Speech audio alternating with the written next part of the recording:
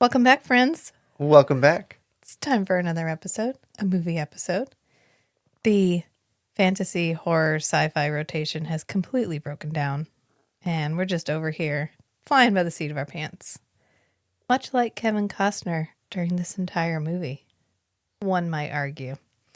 And that's for a very good reason, and it's because we're getting ready to change our format. So we're getting our sacred cows out of the way before we change up, do something different. Don't worry, we're still going to be shooting the shit in our usual unscripted way, but we're going to be doing some more book and movie adaptation. The content will be a little more linked. Yeah, we're going to have a little bit more intention in what we choose. Just to make it more fun, give it a little zhuzh. It's been 6 months. It's time for a little growth. It's time to rearrange the living room. Yeah. Exactly. It's time to rearrange the living room. And I think it's going to be really exciting. I'm really excited about it, about all the changes that are coming. And we're going to be posting all updates about that on the Instagram. Also on Patreon. You can just follow us on Patreon. You don't have to pay anything to follow us. I put most of the update stuff that I put up is public. Usually content is behind the paywall, but just general information is free. So you can always just follow us over there. And that's at Strange and Beautiful Book Club. Rachel keeps using we and us. These are the royal we yes. and the royal us. I'm just here. You're present in spirit. Yeah. I'm in the house with you. You support me financially.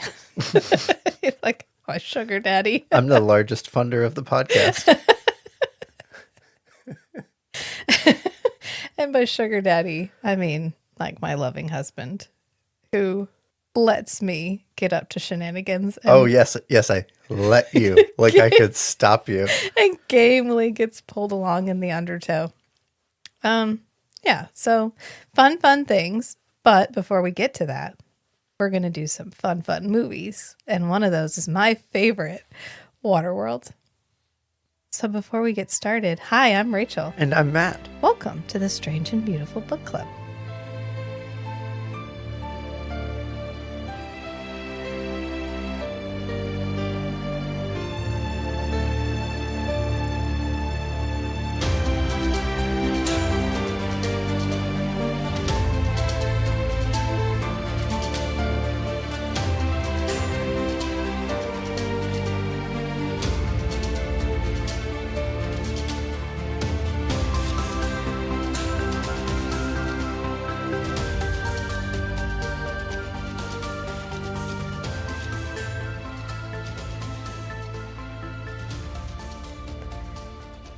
It took me a really long time to convince Matt to do Waterworld.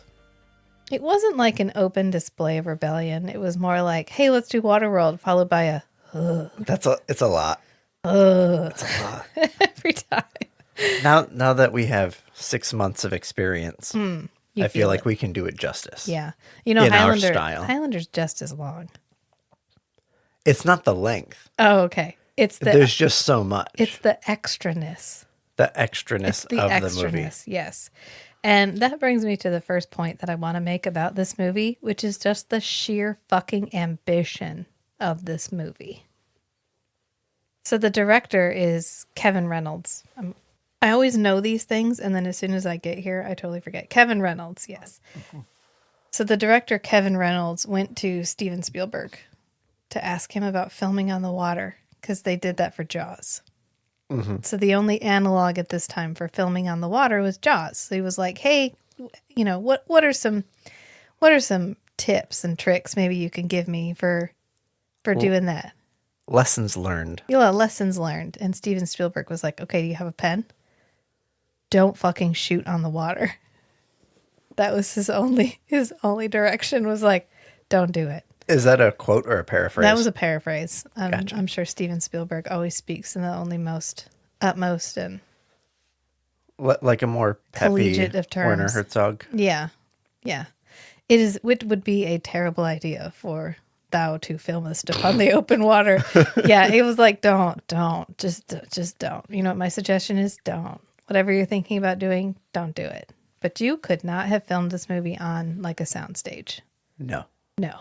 Well, you could have, but it wouldn't look very good. No, and it wouldn't have held up. Mm-mm. This movie holds up. I mean, content, okay. I mean, that's a whole other discussion. But visually, this movie holds the fuck up. Because you know why it looks like an ocean? Because they're on the ocean. And you know why it feels huge? Because they had like 2,000 extras, all of whom had to have individual costumes handmade for them. You know why it feels like they're so far away you can't see the land? Because they're pretty much always so far away you can't see the land. Right. They had to go at least 2 miles out every day for filming. And then none of the sets had bathrooms.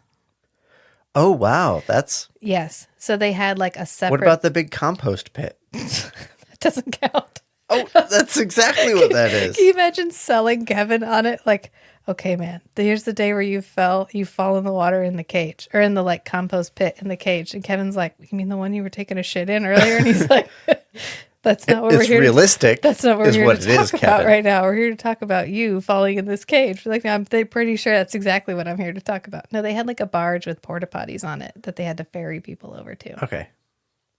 Not the compost pit. So the one that we will be discussing and the one you should have watched, and if you didn't, please pause, go back and watch it again, is the Ulysses cut. Forget the theatrical release. Just put it out of your mind. I know you saw it on television because I feel like no matter what channel you turn to, anywhere from 1996 to about 2007, it was just on at all times. If you wanted to watch Waterworld, you didn't even need to buy the DVD. You just flicked through the channels. Within 4 channels, you probably found it. I know Sci-Fi used to play it a bunch. Back when Sci-Fi was SCIFI. And they had the little planet. Before the why. Yeah, before the Y. Yep. But yes, this is the Ulysses cut, which the theatrical release is like 100 and... like, I forget how many, not just slightly over 2 hours. The Ulysses cut adds 45 minutes of additional footage. So That's a lot. It's worth it. And it makes sense. Yeah, they re-edit some scenes. Yeah, and it gets even more respect because it was a fan project. This guy... A fan project that became officially sanctioned and included in the DVD release. Right. He actually went and sourced all the additional footage, cut it in himself, released it as the Ulysses cut. And then the studio was like, you know what? It's a pretty fucking good idea. So they grabbed it and made it all high definition because his varied in definition. Right. The sources were not because consistent. his sources. So they went back to all their original sources. They remastered the Yes. Ulysses cut. And I think it makes more sense. And a lot of what they cut out of the theatrical release that you get in the Ulysses cut is the religious element. Yes. Yes. So the deacon. The deacon actually is like the deacon of the Church of Eternal Growth. Which... partly it just hammers symbolism. home the anti-capitalist propaganda that this movie is. But also it makes it make more sense why everybody hates him. Why everybody hates the Mariner. Right. Which is Kevin Costner, because Kevin Costner doesn't have a name in the movie. He's referred to as the Mariner. And if you are watching the Ulysses cut, there's a part after the smokers take over the atoll where he actually gives a little sermon. And he's like, in the beginning, the provider covered the earth with water. And he made man and he made fish. And he made no overlap of the two. And anything that does overlap is evil and should be killed. So it's a very like, well, in the Bible it says man and fish are 2 separate things. So anytime we find anything that is both man and fish, that shit's got to go. Eat it. Gotta eat it. And so it ends up making more sense. As opposed to just, ew, he's different and gross. Right. And instead of just conveniently hating the protagonist, right. The antagonist and the antagonist's lackeys actually have like a whole religious framework that they're following. Right. And I think we have to give this movie props for the ambition and for the filming. If you think about that opening scene where we get the water and it's just open water and we're traveling over the water and we finally see his boat and we like zoom in on his boat. They didn't have drones. This is 1995. That is either a dude in a plane or a wire from a dude in a plane. Or what it's... Right. Yeah. Yeah. There's no drone. There's no nothing. All of these aerial shots are set up. Somebody is setting them up either on a wire or from an airplane or from something. And they had to be able to frame all of the shots so that you didn't see any of the crew boats, the camera itself, any other camera that might have been filming at the time. Can you imagine the complexity of the setup that they had to achieve for this? Right. Okay. To get this shot, we need everybody to move that way for about an hour so that you're not visible Yeah, from so we can actually do like a 360 shot around. right. And that was one of the biggest causes of the like extra expense was just the filming day was extremely short because travel was long to get there. And you had to do it when you had enough light. Right. And by 3 or 4, the weather got bad because they did not research the weather patterns in this area before they built their sets there. Well, this was by Hawaii? Yeah, it's off. Okay. It's in Kona, off the coast of Kona, one of the islands. And literally every night the weather gets bad. So at 3 or 4, they had to pack that shit up, head back into port. So you may have only got, 10?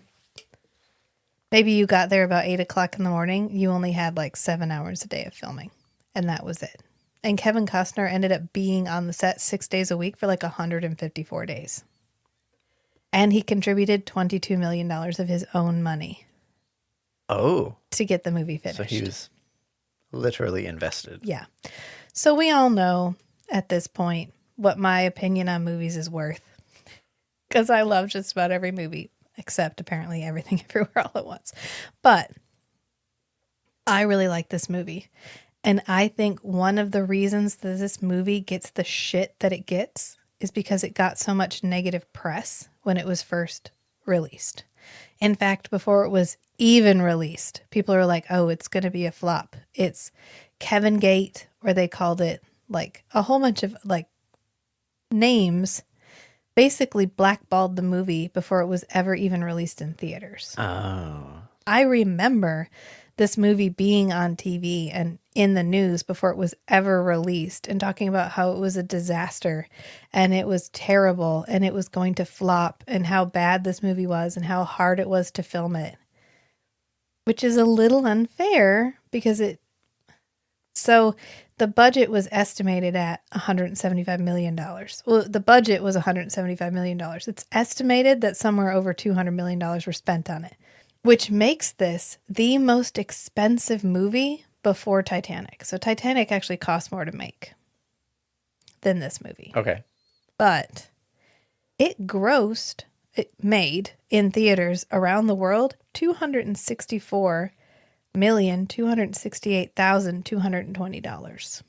So it made $64 million.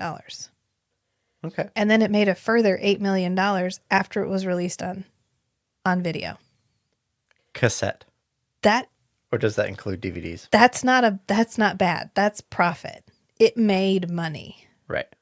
And if you convert that, this is 1995, you can more or less take everything in the 90s and multiply it by like 2.5, 3. It made close to $1 billion worldwide. Not bad. That's not shabby. That's a great return. I mean, it's not a great return on the investment, but if you had a movie that you spent $20 million on and it earned $264 million, you'd be a crazy success. We just think of success in Marvel money now. Right. If it didn't make $300 million on opening weekend, what's the fucking point? But it was fine. It was successful. Was it a blockbuster, blow it out of the water, blow it out of the water, absolutely the best movie ever made, everybody went to go see it? No. Did I love this movie with all of my heart? Yes, I did. And you know why? Because mermaids are criminally underrepresented in movies. Mermaids that are not teenage women, teenage girls, or horror, like non-human horror creatures, like siren-ish type creatures. Mm. And this gave me just a little bit of, I mean, he's a merman, right? He just doesn't have fins. He has Right. webbed feet. And I want to, okay, we'll get that to the end about how I want to see this movie remade. But I feel like this movie is a niche that nobody else has. I mean, Aquaman, but Aquaman, we'll put it on the table and then we'll just shove it off to the side. We're not going to discuss Aquaman.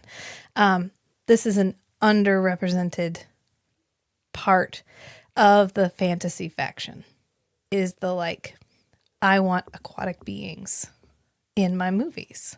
Mm-hmm. And this was a cool aquatic being movie that was also post-apocalyptic. I think, what do we call it? Pirate punk. Pirate punk. Pirate punk. It's post-apocalyptic.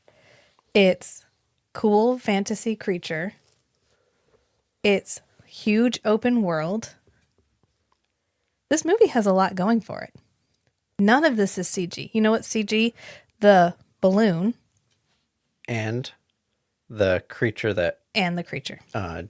when he goes fishing for meat. Right, which they didn't want to give them the money to make that. They wanted them to just make a creature because it was going to be cheaper to make the animatronic. Because at the time, creating that CG was more expensive than just building one. one. And they were like, please don't make us do that. Please just give us some money. And they were like, okay, fine. But yeah, so I guess we can kind of, I don't know, talk our way through this movie. But we start, like I said, on the water. And we just pick up on this we guy get out of the a boat. cool Universal bit where we see the Oh, yeah. world and then the text disappears and then we just zoom in on that world and the polar ice caps start melting. And my son was watching it with us and he was like, that looks terrible. He was like, that doesn't look like the world. I was like, shh, shh, shh. You must not malign Waterworld in my presence. Try to say something nice about Yeah, it. what can we say that's nice about this CG? It's fine. And then we get the polar ice caps have melted, covered the world in water, the voiceover at the beginning, which I accept. It's fine. It's not a bad voiceover. It just establishes the world. Bam, there we go. It doesn't set us up. It doesn't tell us who the mariner is. It doesn't talk about what happened to the people after everything got flooded. Nothing. It's just like, here's the world, guys. It's Waterworld because the polar ice caps melted. It's a world of water. It's a world of water. Here you go. And then we zoom in on the mariner and we get the iconic peeing in the cup scene. And then he pours it in the filter. This is another part where my son was like, is he going to drink that? I was like, yeah, it's filtered. It's filtered pee. Yeah, but if, basically a desert. I mean, they live in a water desert. Yeah. But then he meets another drifter. Actually, he's under the water for a while. He's just gone for a while. And this is when we get the, he's got his turbine going. We get the cool fantasy. I think the music in this movie is by James Howard. James Newton Howard. He's done a bunch. He did Maleficent. He did The Hunger Games. He's done a bunch of stuff. Unbreakable. Oh. Okay. There's a movie I am familiar with. Yeah. Oh, I recognize that name, Unbreakable. But I love the music in this movie. They did a really good job with it. And so we get our cool kind of pensive music. And then we see somebody taking the limes off of his mini lime tree.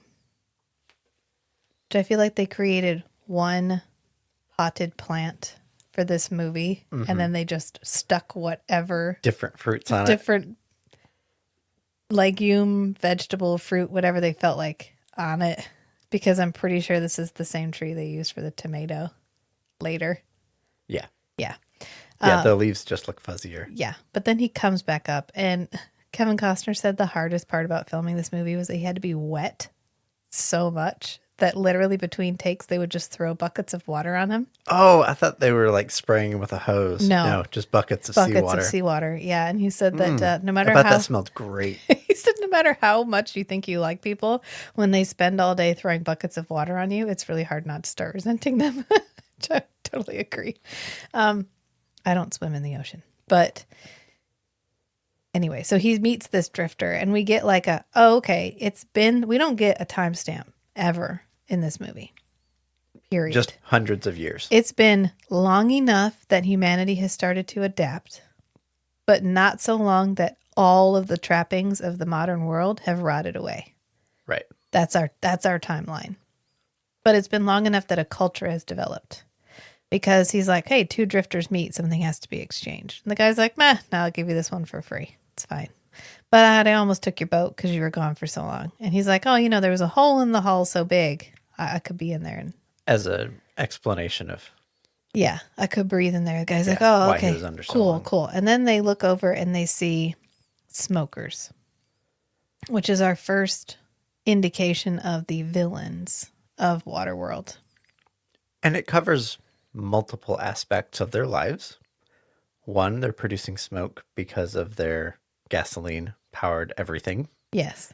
And they're producing smoke from their guns that they fire very enthusiastically. Yeah. And also because they're always smoking cigarettes. Right.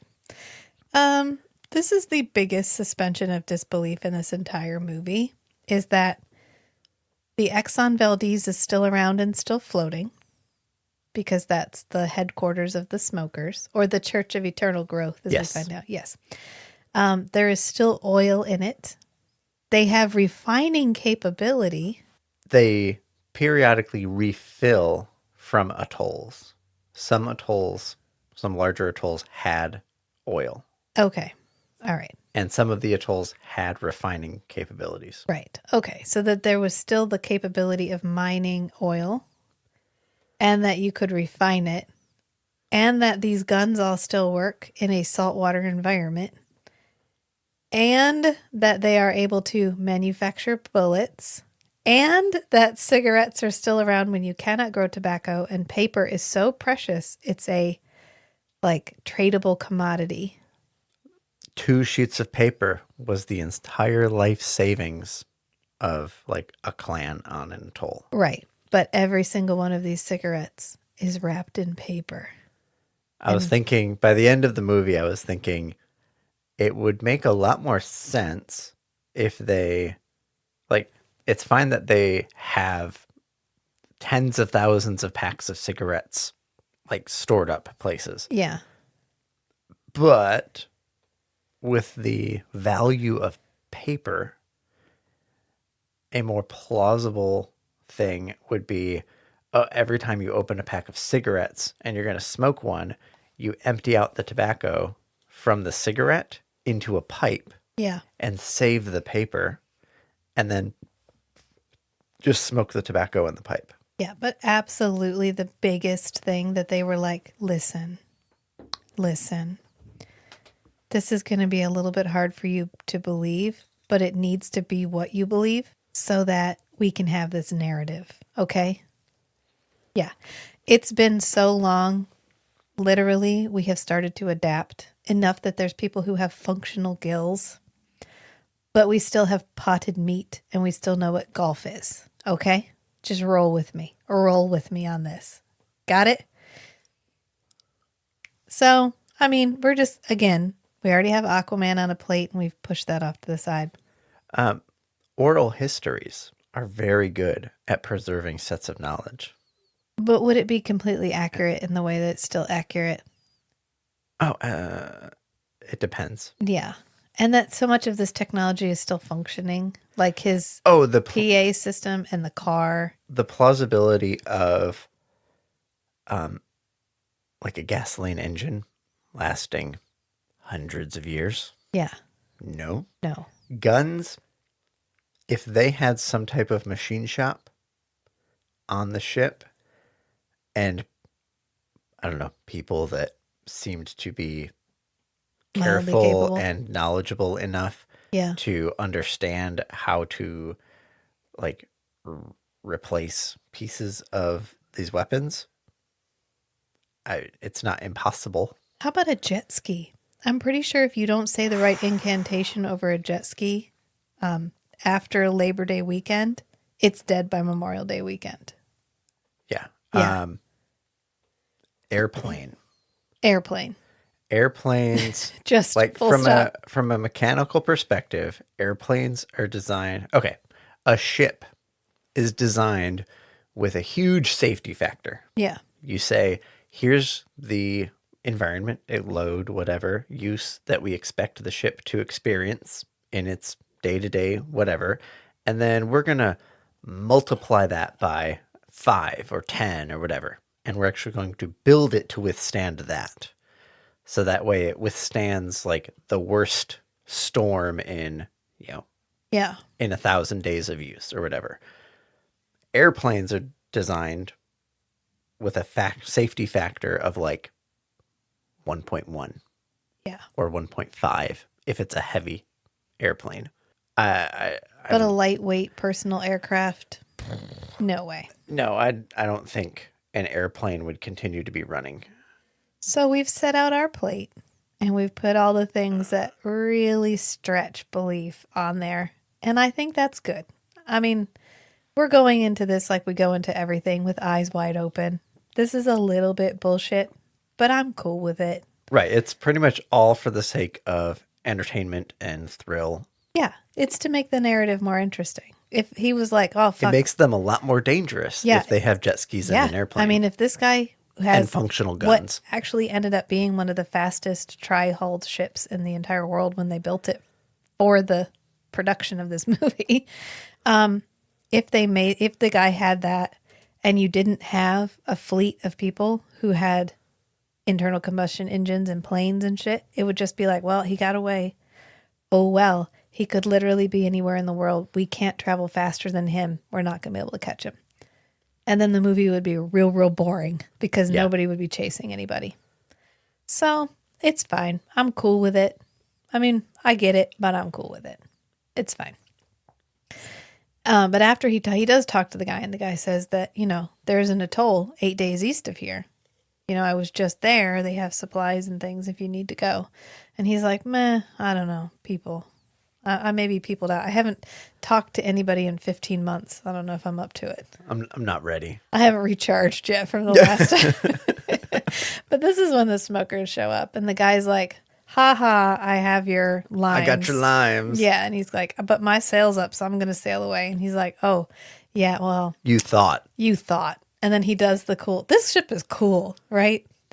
If Matt lived in a post-apocalyptic Waterworld, I absolutely believe this would be his ship. Except it would be covered in more half-finished projects.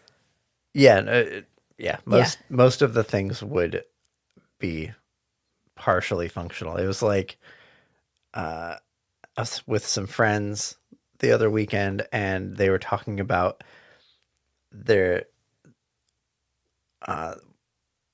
the lady's dad's RV, the family RV. Yeah. And so they got it and they went to use it a couple times and they had to keep calling him. It's like, how do you turn this on? Oh, you have to go outside and open a panel and touch these two wires together and then go back inside and turn it on and then go back outside and disconnect that because I had to rig it up. Yeah. Whatever. Or like you have to go open this so that the drain works. But then afterward, you have to close this thing so it doesn't. Right. I've talked to them about that before, and I said her dad is like the guy from Down Periscope, the electrician from Down Periscope, at that one point where he licks his fingers and grabs one and then licks his fingers and grabs the other one, and he's like, okay, it's live. That one. Yeah. It'd be like that, except without electricity.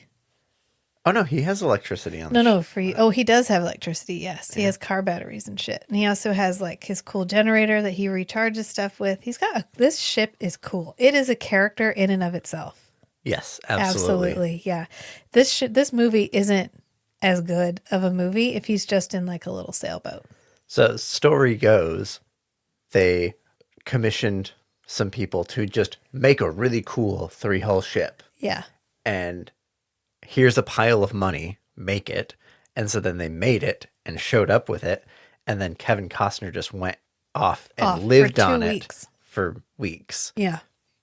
So that when he was moving around during filming, he would actually be familiar and like fluent in how to actually use all the different parts of the ship because he'd been living on it. And that really adds a lot of plausibility to the scenes where he's operating the boat, because it actually looks like he knows what he's doing. Like he built the because whole he thing. does Yes. actually know what he's doing. Yeah. And he ends up deploying his sail with like a kick of a pedal. Right. And it lifts up and his sail comes There's a whole out. counterweight system. Right. And he gets like, he goes towards the smokers at first because there's a inflated bag that he needs to grab. And so he ends up grabbing it, tossing it up on the thing, tossing up on his netting, turning, and then knocking the other guy's sail off and continuing and letting this guy get killed. Like, well, you fuck me, I fuck you. Welcome to Waterworld. Nothing's free in Waterworld, motherfucker. And Which is then- a line that gets spoken regularly in yeah. our Well, yeah, I household. think he only, in our household, yes. I was going to say in the movie, it's like once. But in, Right. yes, in There's- life, driving nothing's down free the in highway, Waterworld. driving down the highway near where we used to live, there was a store called Waterworld. And it was like pool supply stuff and boats. Yeah. And every day, like, I'd drive by it going to work. And I'd be like, nothing's free in Waterworld. I was like, that should be their tagline. Like, under the big sign that says Waterworld, or even on top, it could just say in tiny print, nothing's free in ... Waterworld. Waterworld. No, I mean, that's not a good sales pitch. But, or as our son called it, Waterland. He was like, what's this movie again? Waterland? I was like, Waterworld. He goes, Waterworld, Waterland. What's the difference? There's a big difference, and I need you to respect me. I am your mother. I am your mother. No, whatever. He doesn't care. Anyway, so we get to the atoll. That's the next section. And in the Ulysses cut, there's a bunch of boats waiting outside to get in. Bunch of little boats. Yeah, trying to get in, one-person and they're boats. like, no, we're good. We don't want anything. Please just leave. And he pulls he pulls up and he pulls the sheet off to show him what he has to trade. And one of the things is a thigh master. Yep. And they're like, nah, we're good. And then he holds up his jar of dirt, which I do like. He has this really cool boat, which is objectively extremely utilitarian. But he has all of these little things, like his earrings. He has wind chimes. And then he has this jar that he has created like a netting around to make it easier for him to like hold and store, but to also make it look nicer. Right. So it's obviously aesthetic. Like, I got a pile. He's always coiling rope. So so much rope. he's always got rope close by, ready Right. to use. And it's like, oh, here's some rope that I don't have a use for. I guess I can make If it's make just something laying out of the there- rope. If it's just laying there, I have to keep wrapping it around my elbow. But if I do something with it, I don't have to keep doing that. So he does like macrame around this It's jar. exactly macrame. He's got a macrame jar. And I think just the set and prop designer, the fact that they thought all the way through, not just like everything that he owns is clearly made from something else, like clearly upcycled. Everything in this everything's world is crafted. upcycled and crafted from trash, basically. But that there was some element of aesthetics that was put in it. Like, it's not just utilitarian. There is some amount of effort towards making it pretty as well, which I think is really a cool touch. I love it when a prop designer or a set designer really thinks through, start to finish, the culture. Like, not just creating an object of use, but creating an object that fits the culture. Right. What's the day-to-day experience of this object? Right. And they end up letting him in because of the dirt, because dirt is a highly sought after commodity, which you don't see it in the regular cut, but in the Ulysses cut, they have a giant ass tree in this atoll. Yes. So a fruit-bearing tree. A fruit-bearing tree. So it doesn't make sense. I mean, it makes a little bit of sense, like, ooh, dirt, nobody has dirt. But like, if you can't do anything with the dirt, then who gives a shit? Right. But if you have a giant tree and you're trying to give it dirt, like keep it alive and allow it to grow, then getting dirt from other places, bringing in dirt makes a lot of sense. Right. Which is why I love the Ulysses cut, because there's definitely things that you accept in the original, the theatrical release. You're like, man, dirt, it's fine.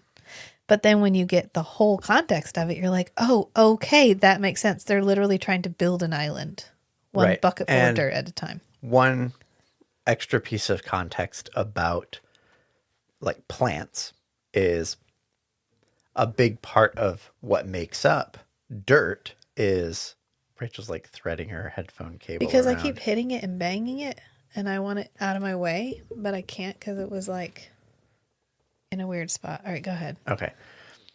A lot of what makes up dirt is decomposed plant matter, Yeah.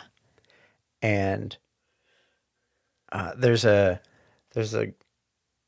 really good like song that someone made of Richard Feynman talking about An auto tune of Richard yeah, Feynman. Yeah. and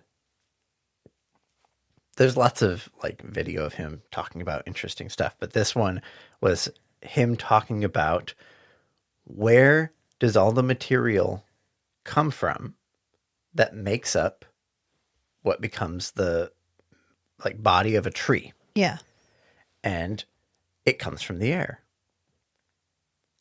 Okay. So Yes. the Yeah. water that gets absorbed by the tree comes down as rain, but then all of the carbon for the carbon molecules that make up the tree Yeah. come Come from from the carbon air. dioxide in the air. Yeah. So applying that here, if you have a giant tree that seasonally sheds its leaves and you can keep that thing alive for a long time, every time it drops its leaves, you collect those leaves, you let them compost, they turn into dirt.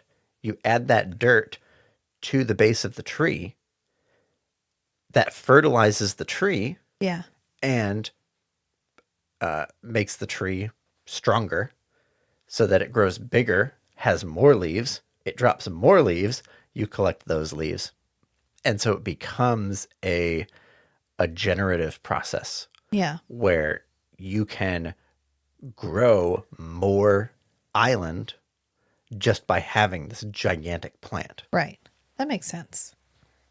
Yeah. But they're having a funeral too when he comes in. So not only does the plant contribute to the growth of the island, but dead bodies do too. Because they dump this woman in the soup. I don't know what this is. The mush, The the compost, meat the compost. meat compost. Yeah, that has to stink. Oh yeah. Can you imagine what that must smell like? Luckily there's always a breeze on the ocean. Well, Yeah, not always. Those I are the don't know. bad days. Those are some pretty high walls. Is there a breeze inside there? Or is it pretty There's stagnant? lots of holes in the walls. Well, there is after the smokers get done with it. Yep. I was Anyway, just I really like this atoll. I yeah. like the No, design of it's it. It cool. makes sense. No, I was It's thinking of plausible. actually in my mind. I was thinking of the like what they say because they're like too old. She was this woman Oh, does leave yes. us recycled and enshrined in the presence of him who leads us. Yep. You're welcome. This atoll weighed 2,204,622 pounds, And it floated. and It's it floated actually a free floating structure because they had to on the ocean. tow it 2 miles out. It's actually in chunks too. It's like 4 sections. Oh, it's modular. Right, because it's a quarter mile across. So for filming, they had to be able to use parts Take of a it section and like out take sections so out. they can get good camera angles. Yeah.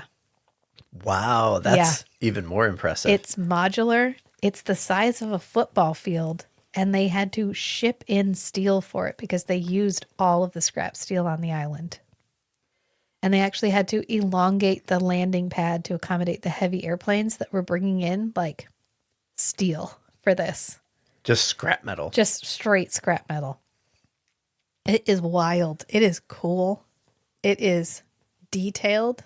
And it's a large source of expenses for the entire filming project. Oh, absolutely. It took like 6 months of round the clock labor to put this thing together. I can't even imagine conceiving of it, much less. I mean, it's wild and it's functional. They use it for a large part of the movie. Mm-hmm. And this is where we get most of our extras. I mean, we have some extras in the Well, I was thinking what they were, the smokers, the deacon was talking about, like nostalgically talking about, like, what's happening to the world. There used to be atolls on every horizon. And he says after he just blew up in a atoll. right. Yeah. What's happening to these atolls? Why aren't there any left? Oh, yeah, about that. Yeah.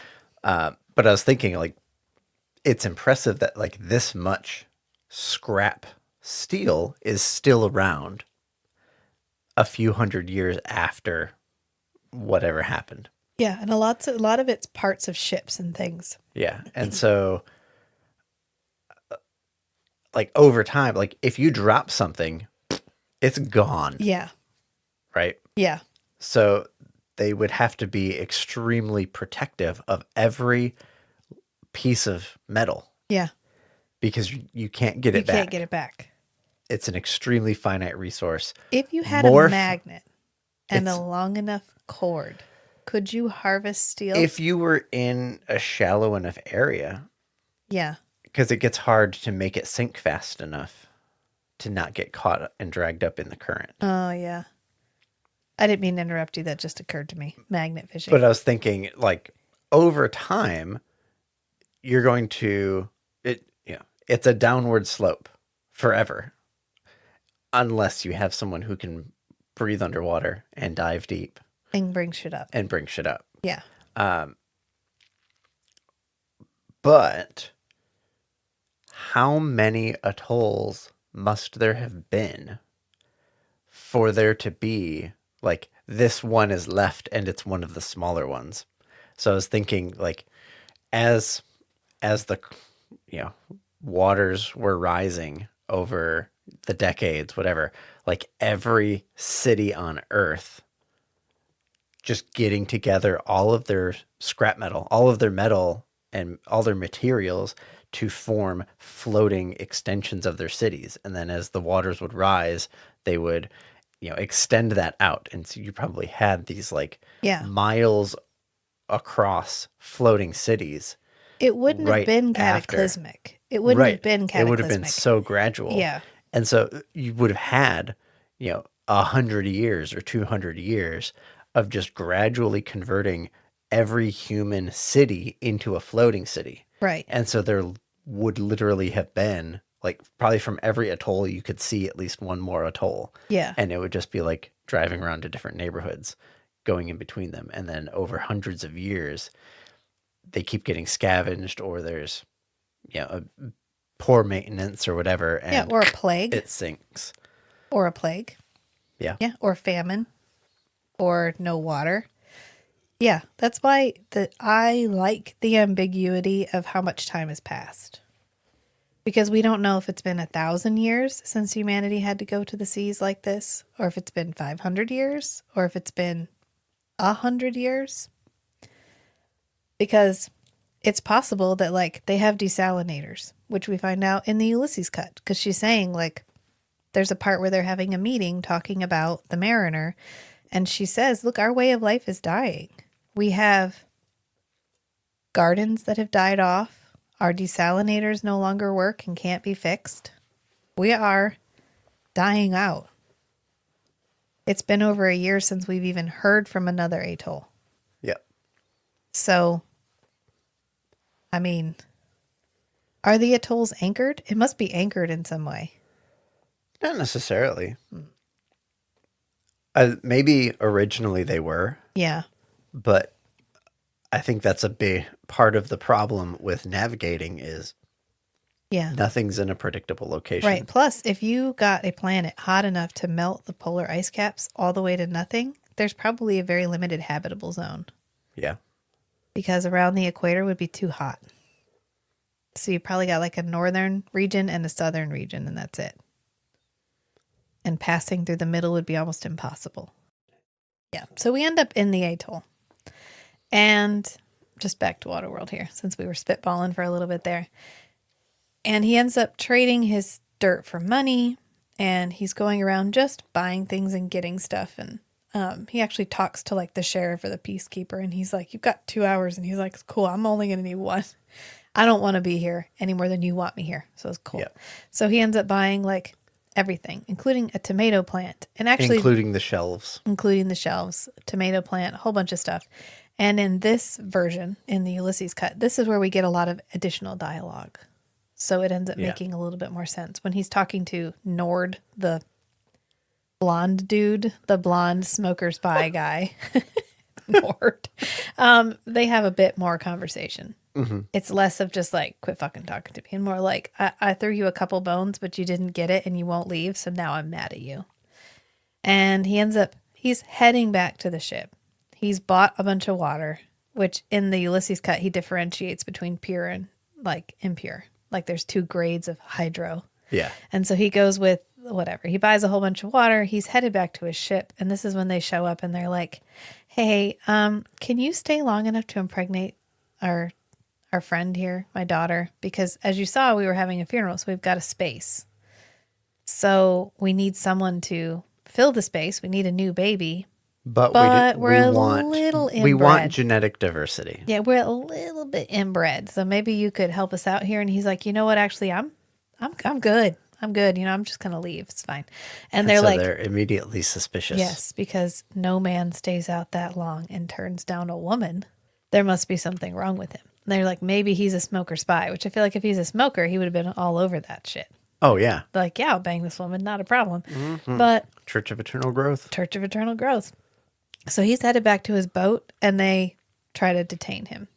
And one of the guys who plays in this his name is actually Rick Aviles, Aviles. He's in a bunch of other stuff. He's the bad guy in Ghost with Patrick Swayze. Oh, okay. Gotcha. He passed away like right after this movie came out. And for a while, it was because he had, quote, cardiac arrest. And then it was released that he died of AIDS. So he was a victim of the 1990s AIDS crisis, 80s and 90s, which is unfortunate. But he's the one who pulls his ear back. And he's like, okay. Mutation! As a kid, I was like, Muto! He has gills? That's so fucking awesome! He ends up jumping in the water. I just want... Okay, we're going to get there. I'm going to have to hold it in. I'm going to hold it in till the end. And he gets he gets like netted. And he does stab one of them. And then they pull him in. And they're going to lynch him.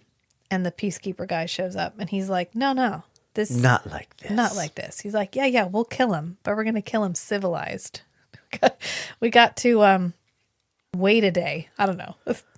Did they have a trial? I think they kind of have a trial. They have a trial in the Ulysses version. In the theatrical cut, they don't. Yeah, but he's in the cage. He's just in the cage. And it's like night, and they're looting his boat, and they also have like a meeting. And the meeting in the Ulysses cut, he like pulls out a yo-yo, and they're like, "We found this on his boat. It is a garrote for strangulation," but it's a yo-yo. Yeah. And then he has the thigh master, which they label a torture device, and then he has a clarinet, which they declares for espionage. Yeah. Mm-hmm. And they end up deciding, let's go ahead and kill him. I mean, they were going to do it anyway, but they had a meeting and they decided officially that they're going to kill him tomorrow when the sun rises. Although I don't know if it's been a while since I've watched the theatrical cut. I don't know if we cover the fact that Gregor also provides them with power in the theatrical cut, but Gregor played by... Yeah, even here, it's not that clear that, it's not like explicitly stated that Gregor is a valuable member of the community. Yeah. If like thinking about it for a minute, yeah, like he says it. He's allowed. He says it. So much freedom and he has so much private space. Right. And he has so much paper. And because he's like materials. Yeah, he's the cool guy. He's the engineer. The eccentric engineer guy the tinker. Yeah. He's the tinker that keeps everything running. Right. And he's played by Michael Jeter. I only remember him. I always remember him from The Green Mile. I don't only remember him from The Green Mile, but I always remember him from The Green Mile. Mr. Bojangles. Oh, yeah. Yeah, he's the one with the little mouse. Yeah. Yeah. He's passed away, which was really sad, but he's like the guardian of Helen, which she's supposed to be named after Helen of Troy. Let's all take a moment just about that. And Enola, which is alone spelled backwards. They really pushed the boat out for those names. They were like, what would we call her? Can't be. I don't know. How about like alone? Can't be alone. What about Enola? Oh, now that's cool. And we had kind of gotten some information about her before, but she's the child with the tattoo on her back. She is not Asian. Why are the characters written in, like, I think it's kanji, isn't it? Yeah, it looks Japanese. Yeah. Why? She doesn't look Asian. Were her parents Asian? We suspend our disbelief. Okay. We put All that right. on the table and then we All right. scoot it to the You know, side. it's been so long. It's been so long in the history of things that it may be like that was the only written information that they still had. Right, like maybe just her family ended up there Yeah. and that was the only language they knew. Yeah, or that was the only paper they had where they could like decipher numbers and things. Yeah. It's possible. I don't know. Shit happens. Shit happens. And then the next day the smokers arrive. Because they're there after this girl. Because She has a map to dry land. Nord, Yes. The smokers, the actual Nord- smoker spy? the actual smoker Oh, yeah, spy. that one? Yeah, Nord, Yeah. which, like, he's there kind of like he lives there. But as soon as he hears, oh, yeah, this girl has a map to dryland tattooed on her back, and then he sees her and he's like, I gotta go report. Yeah, he boats off because he steals his boots. And Yeah. as he's leaving, he puts his boot up on the prow. To show and he's him. like, sup? Yeah, See you because later. he offered to trade for the boots. Right. He's like, no, you can't because my feet are webbed and I can't let everybody know. Exactly. So I have to wear boots in polite company. Yeah. Because there's religious reasons, obviously. But he comes back because they're there for the girl because they want dry land. Everybody wants dry land. Because they have outgrown their ship, which is the Exxon Valdez. The D's. They've outgrown the D's because they don't limit their population. Because they are a capitalist metaphor for the idea of perpetual capital growth and the fact that that's not sustainable, but we treat it like it is. This is only an explication Yes. of how unsustainable right. that This is a way this of living is. allegorical, but we won't hold it against it. And so, yeah, No, it's fine. they've The only smokers been show up, surviving bang, bang, this bang, bang, long bang. because Yeah. they've been raiding atolls. Right. And But now they've- that's done. They don't the most of them are gone now. So almost as if their way of life was unsustainable, where they were going and killing people and taking their shit instead of cooperatively working to build everybody up. Right. Which is why this is pirate punk and not solar punk, which is the name for positive futuristic sci-fi. Right. So they show up, they blow everything up, it happens, and then Helen ends up rescuing the mariner because Enola had mentioned, like, maybe he knows the way to dry land. He did have a lot of dirt. He's sailed a lot of places. He's probably got some pretty good ideas about where to go. And they're like, And fucking genius. Which they don't say this until later, but she's like, you have things that nobody has ever seen before. Right. I was just looking because we're at an hour and we're just... Oh, wow. We're barely in. This is going to be longer than the movie. So I'm just going to fast forward. I mean, after they get out of the atoll and they're sailing, I mean, stuff happens, but we end up with a far more pensive pace because we Yes. get our cool. She rescues him. She does the cool thing Yeah, where we set the premise for the whole movie. his cage has fallen in the muck. Muck. The- We'll just call it the muck. Sorry. The muck. And she pulls his head out and she's like, I'm letting you out of here and then you're taking us with you. Deal? And he goes, sure. Like, So, okay. I was like, I think he only nods here. No. Because I was like, if I was in that situation, I would just be keeping my mouth closed so that none of it got in my mouth. Right. And I wonder, could his gills actually No. get oxygen out of No, that? because it can't have any oxygen in it. It doesn't mix, yeah. It doesn't mix. And it's It's all too thick. decay. So all of the decay would have eaten up the eating up the oxygen. So you're working with like an anaerobic environment. There's no way there's oxygen in there. No. But he goes, okay. He's like, sure. Sure. Right. Because this is actually the same character as Kurt Russell in Soldier. Yes. Yeah. A lot of just staring. And this is like if the Kurt Russell's character from Soldier had like 20 years alone on the ocean. And wasn't trying to live with other people. No. It was just like, you know what? Fuck it. And just went off on a boat to go do cool shit. Yep. And not talk to anybody ever again unless he really, really wanted to. And so he does the thing where he jumps in the water, which I think is half just because he's gross and he's got to get it off of him. Yeah. And he does the swim, which is the only time we see him swim like that in the entire movie. And oh, God. And he actually leaps out of the water because he can swim so fast. Kevin Costner trained. Like he trained with an Olympic swimmer to be able to do that. But he also has a swim double for most of the times that he's in the water. What? Because you got to remember, this is not on set. This is in the fucking ocean. Lame. I mean, the lady who plays Helen, Jean Triplehorn, got stung like 4 times by jellyfish. Because they are legit in the ocean. Lame. This is not Avatar where, you know, except for like a couple of scenes, it's all CG. There's no CG. They are in the water. And so he jumps out onto his boat. He kills a bunch of Filmed dudes. on location. Filmed on location. They end up getting out and they get away. I mean, shit happens, but they get away. And they end up knocking Deacon's eye out. Well, okay. I guess Deacon was saying, like, he took my eye.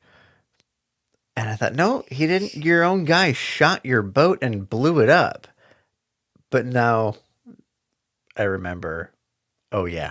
Yeah. The mariner harpooned the gunboat and turned it toward him. Okay. Yeah. So Dennis Hopper, who plays Deacon, is on a boat and they're all excited and they have like a Gatling gun kind of thing. And the cousin shooting the gun. Right. And he ends up, the mariner shoots him with a harpoon and then sails in a circle and pulls this boat around. And so it shoots Deacon's boat and blows it up. And the guy's so... Well, his goggles are all blacked out.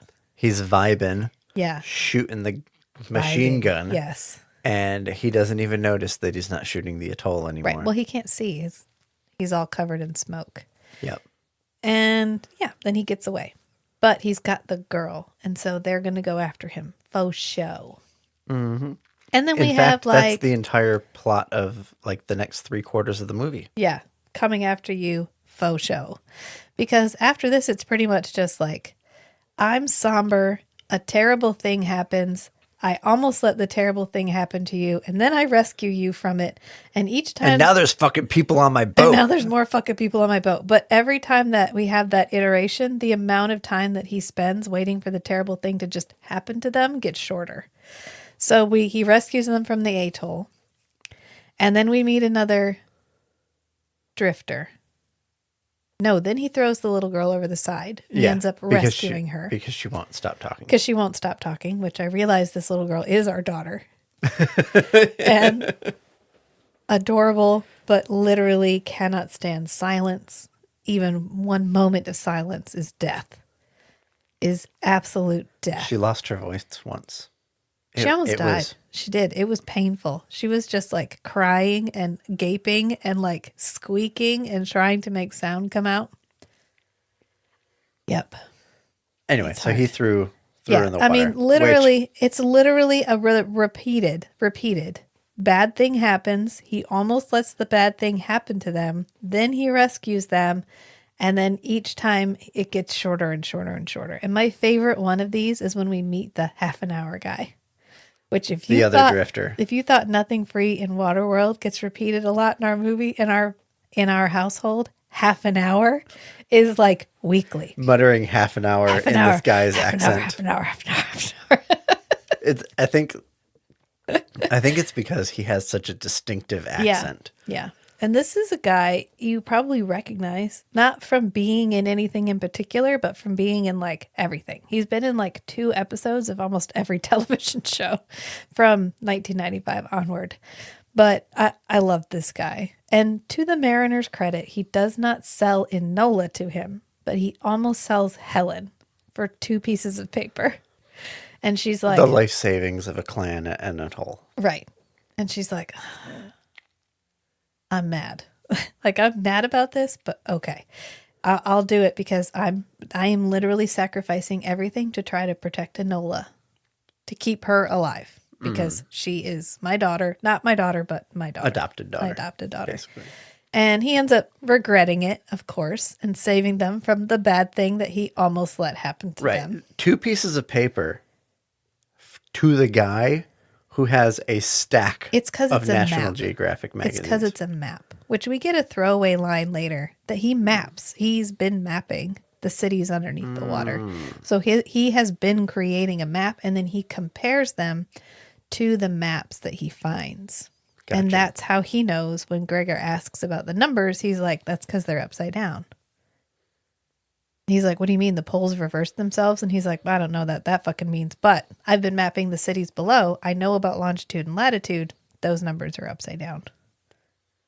That's how that's what he's doing. We don't get it explicitly explained to us, but he is literally learning more about the world, because to him, it's not a featureless wasteland. It is not just ocean. He knows there's stuff underneath of it, and he can visit. He's the aware. Stuff underneath Yeah, of he it. can visit the landscape. Which is one of the cooler scenes, is when we finally get the reveal of what is actually Boulder, Colorado. It's not really Boulder, Colorado, but it's a miniature of Boulder, Colorado. It's supposed to be. When he takes Helen down under the water, because he almost sells them to the slavers, or to that atoll with the dead people that are waving. Yeah. Yeah. He's going to sell them for resin to repair his boat. And Helen's like, you were going to sell us. And he's like, well, Maybe. like a little. But not anymore, because they're dead. I didn't, though. It didn't happen. If it didn't happen, No harm, no foul. does it matter if I was gonna? If I didn't, it's fine. She's like, you asshole. And she makes a comment right here with like, what do you mean there's no dry land? Because he tells her, like, dry land's a myth. You're an idiot. I don't know why you're holding on to this. And she says, well, what about the things on your boat? Like, and she says the music box, and she holds up her hands and does like a shape. And if you only watch the theatrical version, that doesn't make sense. You're like, what music box? But if you watch the theatrical views, if you watch the Ulysses cut, you get to hear him listening to some smooth jazz on a CD player. Miles Davis.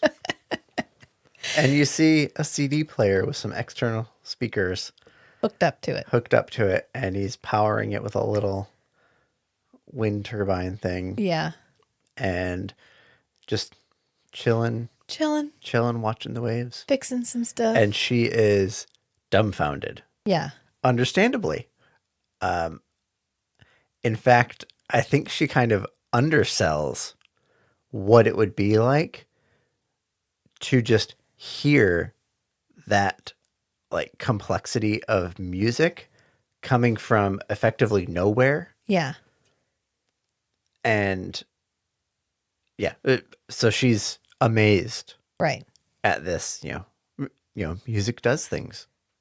Music evokes an emotional response, right, and so she's properly amazed by it, right. And he's finally, after this, he's like, you know what? Just to shut you up, I'm gonna take you and show you something.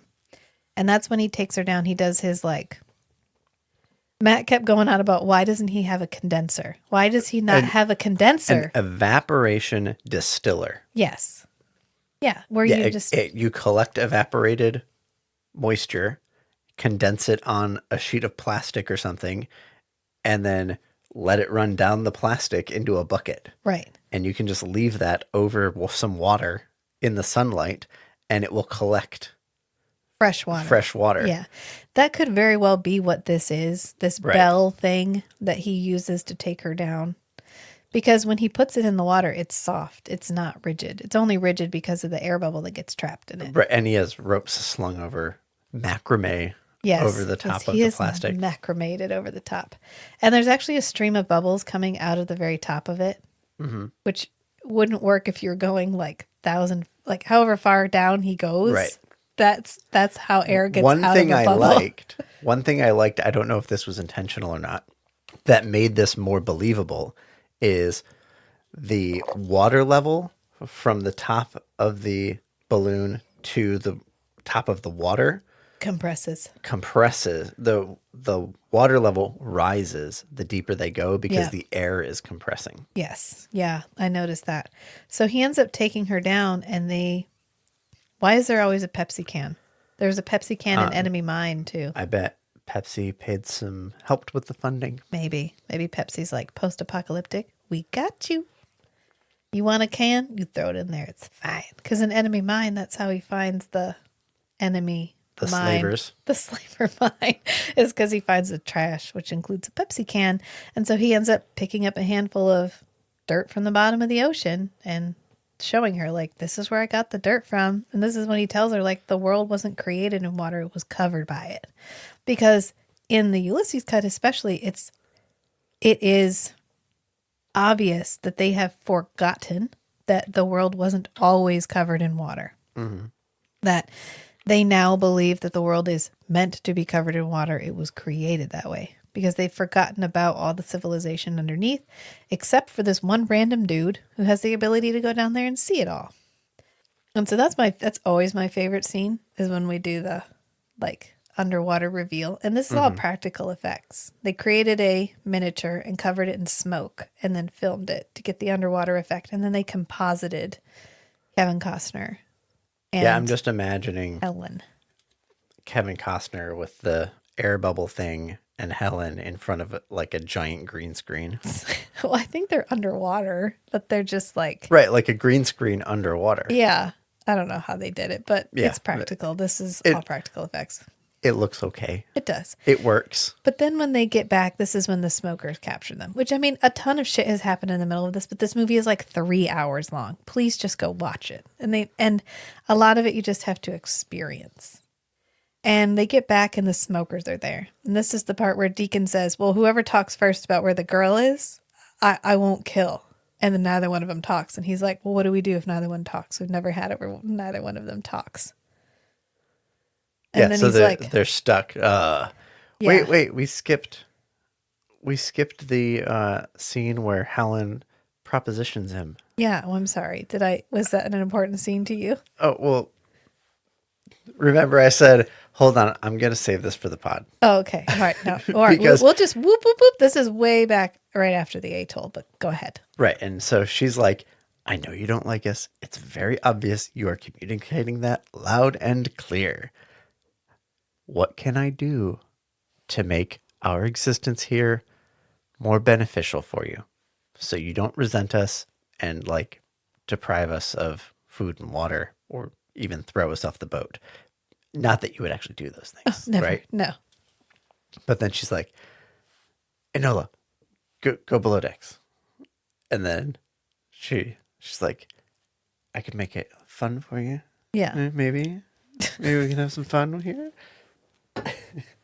And I was like, well, he's obviously like not in the mood for sex.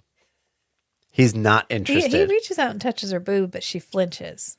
And as soon as she flinches, he's like, nope, never, nope. And so I was like, what would make him so hesitant? He has all these mutations. He has all these mutations that make him more fish-like. Yes. What if he doesn't have a penis? What if he has a cloaca? I remember you saying. You were like, I've got something to say, and it starts with a C, and it rhymes with Loaca. Oaka. Loaca. I said it starts with C and it ends in Loaca. So there's a podcast that Rachel and I both listen to called Authors and Dragons. There's a guy on there, Robert Bevan. We've mentioned him a couple times.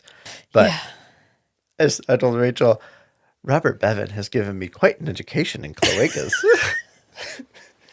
Because he's always making just raunchy jokes about cloacas if he can plausibly fit it in there. So I was like, maybe he doesn't want like to have sex with someone like that just met because he doesn't want them to see what he has Yeah, what he's in his working with. pants. Yeah. And anyway, we don't ever. Well, later on, there's a sex scene, and she seems pretty satisfied afterward. Yeah. So he's probably got the right equipment. Right. But, At least he may have both. Porque no los dos. hey. Hey. Yeah. The funniest part about that scene for me is our kids were watching it with us, and Amos goes, "Are Is they there- are they married? Is there marriage in this movie? Is there marriage in this world? Is that what you think?" I was like, okay, I want to know what thought process led to that question. It was like, oh, they can walk around naked in front of each other. Oh, okay, maybe they're married. Yeah. That was funny. We live in a very body positive household, so that's probably why they were like, meh, why is she naked? Are they related? What's going on here? Anyway, yeah, but so later after they get Enola and they burn the boat, and we have the cool thing where he jumps in the water and he's like, I'll breathe for you. Like, okay, but how do his gills work? I mean, what is the oxygen exchange? Is it just exchanging oxygen over a membrane? Is it refilling his lungs? Is he recharging the air in his lungs with oxygen? There's a lot of questions about how that would work. We had a whole technical discussion. Yeah. And I came up with if the gills are just exchanging oxygen and carbon dioxide with the water, like your lungs do with the air, then he's getting oxygen into his blood and letting carbon dioxide out into the water. But if he's holding air in his lungs, basically the same like diffusion would happen, where if the air in his lungs has more carbon dioxide than his blood, the carbon dioxide can go into his blood, and any excess oxygen in his blood can transfer into the air in his lungs. Yeah. So then he can breathe out air that has some oxygen in it. And then as long as she breathes her exhale back into his lungs, then he can exchange the carbon dioxide from that into his blood, which then goes out through his gills. And then oxygen comes in through his gills. Yeah, and he's then, recharging the same air over and over Yes. again. Yeah. And yes. Okay. That's the most reasonable process, mechanism, I think it's whatever. the gill placement. It's a weird spot. It's all bony right there. Right. Unless he has some sort of additional chamber there for oxygen and water exchange. And you remember Stargate? Not Stargate. You remember Stargate. I know you do. But Sequest. Oh my God. Sequest. Oh, DSC. Sequest. Yes. Remember there was a character that had gills. There's a character that had gills. Like he was a science experiment.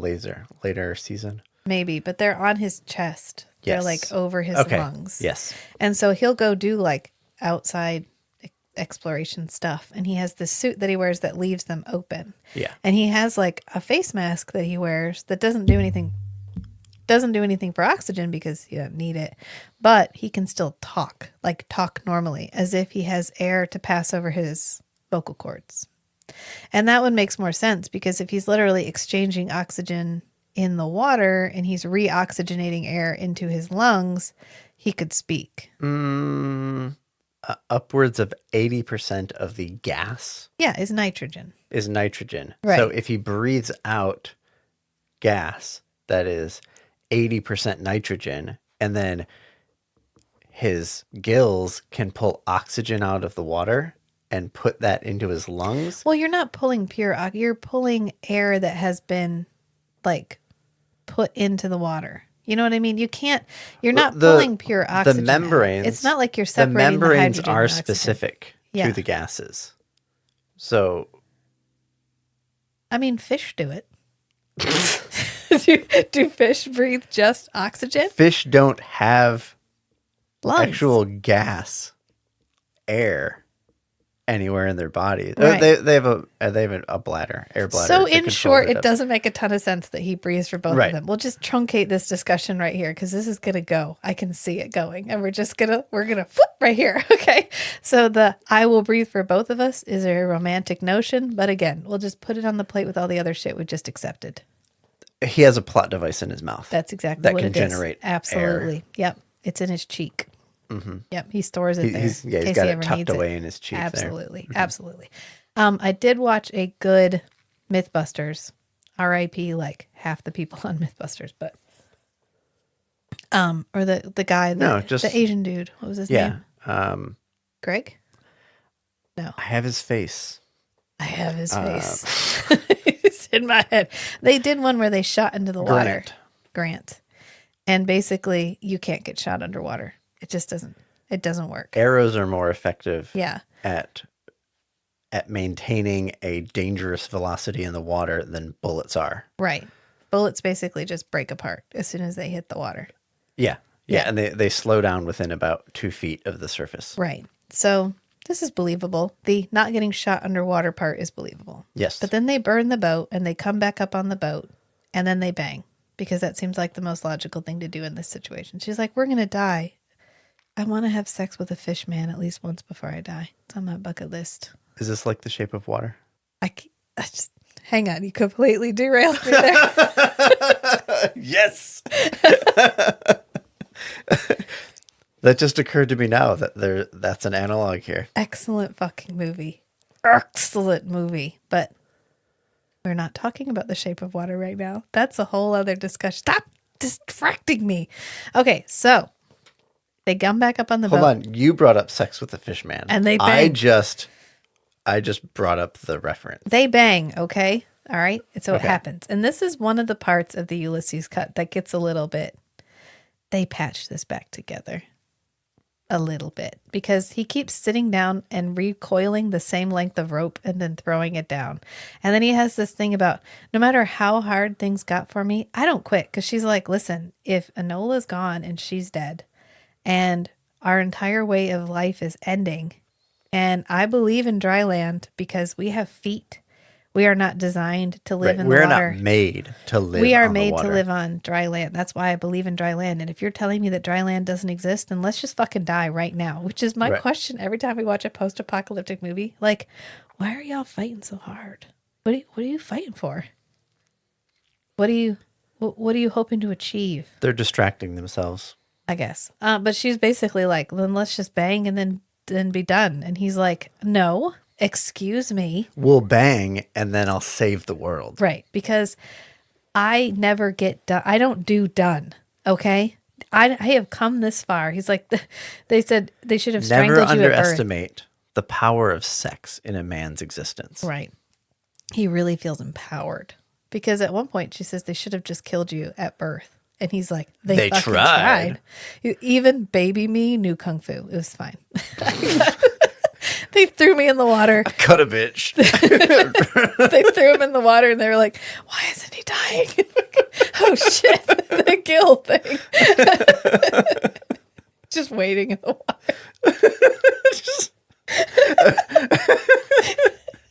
Every couple hours coming back up in a different spot. Oh God, it's not dead yet. I told you this was a terrible idea. Anyway, the mariner ain't no quitter is the moral of that story. He never even quits coiling this rope, because he coils it, throws it, has another line of dialogue, coils it again, throws it, it loops. But then Gregor shows up. They fall asleep. They probably bang again. Then Gregor shows up and Gregor's like, Oh yeah, they're snuggling. oh my God, burning the boat. Brilliant fucking idea. Without the smoke, I would never have found you. Never have found you. And so he pulls him up onto his chair thing and they take him back to Mini Atoll. And he's very sad that Enola is gone. Yeah. But he does take them back to where all the other survivors are. And they again have a meeting where they're like, I'm pretty sure the fish man needs to just die. And he's like, you know what? God damn it. God damn it. I'm taking done. this boat. I am so done. And while they're talking, he's just in a boat. He's untying the boat. He takes one of their boats. He takes the sail off of somebody else's boat. He's taking stuff. He's like going on other people's boats and just like putting anything that looks interesting on his boat. And finally they're like, where are you going? And he's like, I'm leaving. And they're like, bye, Felicia. I know. They're like, well, that's our boat. You can't take it. And he literally pulls like the tiniest knife out. It's like 2 inches. And they're like, never mind. The size of the weapon that he pulls out is proportional to the threat that he perceives. Oh, okay. Okay, so when the smokers are around, he's Yeah. got his like Machete. 10-inch blade. Yeah. And then this guy's like, "Hey, that's my boat. You can't take it." It's like, I can do the 1-incher today. Yeah, you get the exacto. That's all you get. And then That's all I need. right, and Helen's like, no, he's either going to take it, or we're going to let him take it, or he's going to kill us all, and then he's going to take it. He's going to take it either way, so just let him go. And she gets a line that's like, I know Tina Turner Tina died. Turner? Oh, no. Yeah. Now we need to watch Mad Max Beyond the Thunderdome. But I digress. But she's like, you only ever think about yourself. And he's like, well, it's gotten me this far. And Gregor literally says, he's like, don't blame him. Like, survival is the only thing he knows. Like, that's the only thing he's ever had. Right. And that's why there will be more like him. Yeah. He's like, that's why eventually he'll rule the world and we'll all be gone. I mean, Gregor gets it. Yeah. Yeah. Oh, yeah. I think Gregor probably grew up the freak, the outsider, the weird guy. Yeah. But then, his autistic, like, fixation on mechanical devices and whatever became useful enough to the group that the group was like, okay, we can ignore all of these antisocial traits, or at least nonconformist traits that this guy has, because he brings a greater value if we keep him around. Right. Yeah. And so he probably has a lot of he's like, just I get personal it. experience. He's simpatico, except I am acceptable because I'm a human and you're a fish. Right. And for religious reasons, we all hate you. This has no analog in modern society. None at all. I say with an ironic look on my face. But he goes back to his ship, and this is when he's looking through his paper, and he sees a picture of trees, and then he sees a picture that Enola has drawn of a tree, and he's like, "Oh shit, she's seen trees." Right. Like these have been in my lockbox. Yeah. There's literally no way she could have known these exist. She would have never seen a color picture before. Right. So how did she see trees? Except there's how a tree. How did she see animals? There's a tree in their atoll. Okay. Maybe it's what the about horse. the horses? Yeah. Well, she doesn't see the horse. That's way back on the Well, atoll. and the tree that he pulls out for comparison. It's like a palm tree. It's a palm tree. Yeah. And it's she's basically drawn a palm tree. I wonder if that Paradise Lost cover is an actual cover. Is an actual cover, or if that is one they made as like a, oh no, this is now underwater thing. I think that'd be interesting. I don't know enough about National Geographic, but that'd be a cool thing to weigh in on. Is that like a kind of like in Warm Bodies when he's walking along the stand with all the newspapers and you see like it's the progression. It's the progression and magazines of the and plague, but only in the titles, only in the media. Yeah. Whatever. That'd be interesting. Yeah. But he's like, oh shit, she's seen dry land. And that's when he hops back on the boat and he goes back. And it's really convenient because that's right when two smokers show up on jet skis. And this is the coolest part because they're talking and the smokers are talking. Now we're They're starting to get some really effective use of his abilities, how he would actually operate. Right. Right. Because the smokers are like talking about how they're going to kill all these people. And he looks back over at Bone, the guy that he was talking to, and that guy's gone. And then we see the mariner hop up out of the water, grab the guy and pull him down. And then he approaches on the jet ski and he's like, looks like I'm going to go get Enola. And they're like, oh, okay, cool. And so they make him some Molotov cocktails, which I don't think he actually ever uses. Maybe to relight the fire trail, because they're like, well, you don't even know where to go. And he lights the trail because Matt goes, I've seen their O-rings. I know they left a trail. As the mariner, like, I've seen how well they maintain their equipment. Yeah. They're leaky as a sieve. Yeah, it's fine. And so There's an oil trail from here all the way back to the D's. literally there is. Because Literally. we see him ride off into the darkness following this fire trail that he lit on fire. And then when he gets to the D's, there's literally still a trail that he's following. Yep. Plus there's a bunch of trash in the water and it's smoggy because this is just continuing our capitalist commentary about pollution and waste and unsustainable growth. Yeah. But then we get a bunch of other cool scenes where he does first he goes up and he gets kind of a lay of the land. And then he does the cool thing where he jumps off the side of the boat because they find his abandoned jet ski. And he jumps off the side of the boat and he tackles a guy. Tackles the two guys and then holds them underwater until they drown.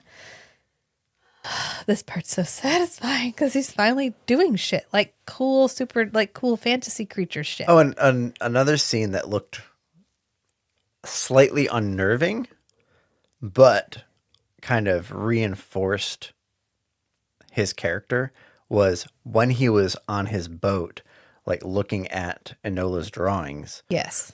Is he comes up out of the water very slowly, and he doesn't take a breath in. No.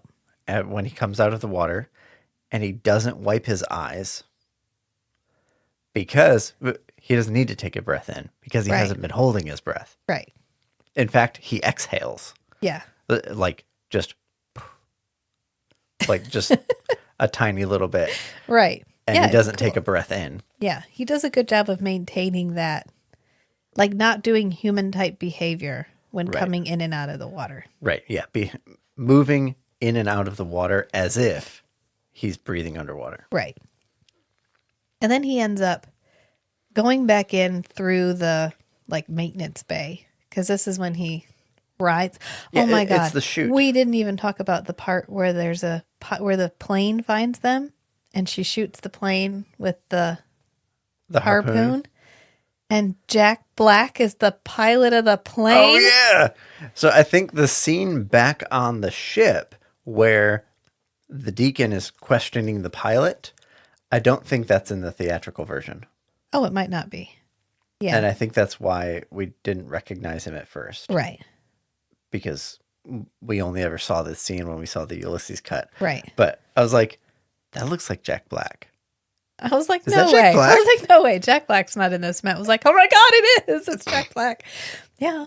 Waterworld starring Jack Black. He's in it for like 25 seconds. Yeah. But put him on the list. I yeah. know, exactly. Anyway, we go back. We're on the D's.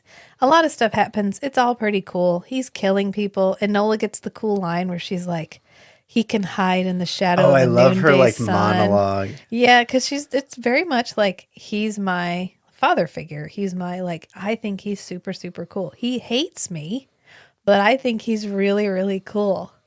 She even tells him, she's like, oh no, he hates me, but he's going to comfort me because he hates you more. Mm-hmm. And as she's saying it, we get to see like clips of him moving through the boat. Yes, it's one of my favorite scenes. And then Nord is like, good, I hope he comes. Yeah. And she's like, remember you said that. I'll remember you said that because he gonna fuck you up. And then we get Deacon's like, I've had a vision speech that he gives to everybody on the Exxon Valdez. And when you haven't seen the Ulysses cut, it just sounds like he's bullshitting them. Right. But then you realize this is a religion and he's their religious leader. This is a regular thing. Yeah. This isn't like, oh, I need to motivate everybody. Yeah.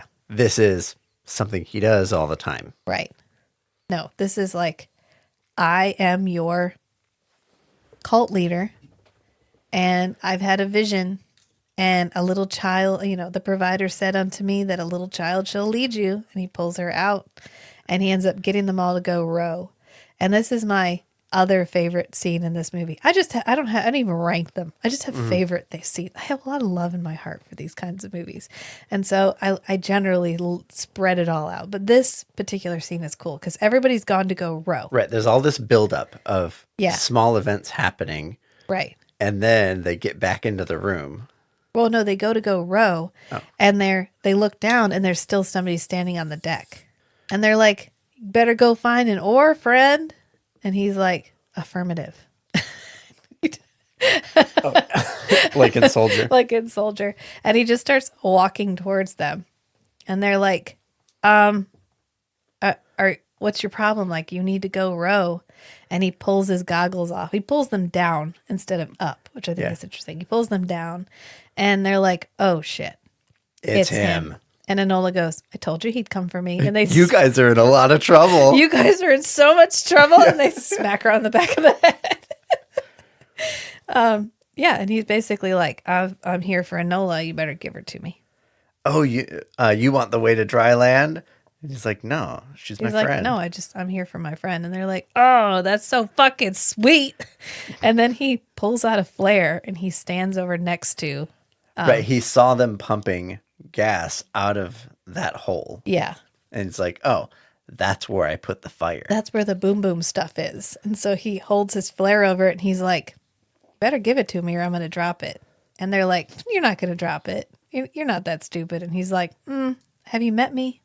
and even Enola's like, sure. he doesn't bluff. Yeah, he's not lying to you. He's going to do it. And then we get the R word, which is very 90s and not cool, but it's there, where he tells him he's a total, I can't say it, but he's very, very dumb for being there and for trying to do this.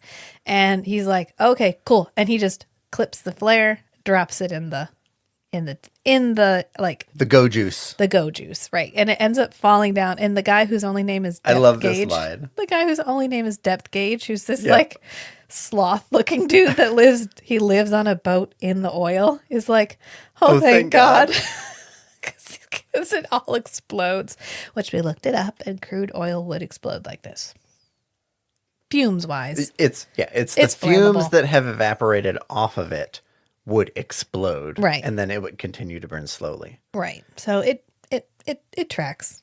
It blows Yeah, up. and this whole sequence Right. may not be like scientifically accurate to whatever, but It's not that movie. you get an initial like fairly small explosion which just sets everything on fire. Yeah. And then as the fire spreads, you get secondary explosions Right. of like ammo or of fuel cache or whatever. Right. And then he ends up having to fight his way up to the top of where the bridge is, which it's really funny because across the bridge in really big letters, it says no smoking. Yeah. And so they leave. And by the time he gets up after there. he harpoons the plane. Yeah. Well, no, by the time he gets up there, Oh, yeah, Deacon and they've Enola all- are down on the deck. And so he ends up not harpooning the plane, but he harpoons like the other end of the ship. And then he puts the harpoon. He puts the anchor on the plane Yeah. And he ends up or the grapple hook, whatever. yeah, he does. As he's flying by it, he grapples it. He does this cool thing. It's cool. It's the whole part's really cool. Yeah. And he ends up grounding the plane, ripping the legs off the plane and grounding it. And he gets Enola, but he doesn't deal with Deacon. Deacon's dead. No, he's not. He comes back. He gets better. He gets better. Hold on, I'm trying to remember because he pulls her out. Well, of he the runs away with plane. Enola and everything's exploding. And that's when they show up on the balloon and they drop him a rope and they climb up. But there's yes, like and then Deacon extra rope is hanging grabs the down. rope. So yeah, Deacon, and then he ends up grabbing Enola and they fall together. I was thinking, oh, maybe Enola wore her seatbelt. And this is the part where he bungee jumps with regular rope. Okay, I can bullshit around that. I'm ready. Okay. I'm here for it. The kind of rope that would survive underwater or in a wet environment is synthetic rope. Most synthetic ropes are stretchy. Okay. Are they bungee jump stretchy? No, Okay. but they're like 10% stretchy. Bungee rope is like What is it? You were like, maybe he 100% has hollow stretchy. fish bones, or his fish no, bones no, are like flexible. hard fish bones. Maybe he's all cartilage like a shark. Yes, there you go. So he can't break a bone. He'd be breaking cartilage.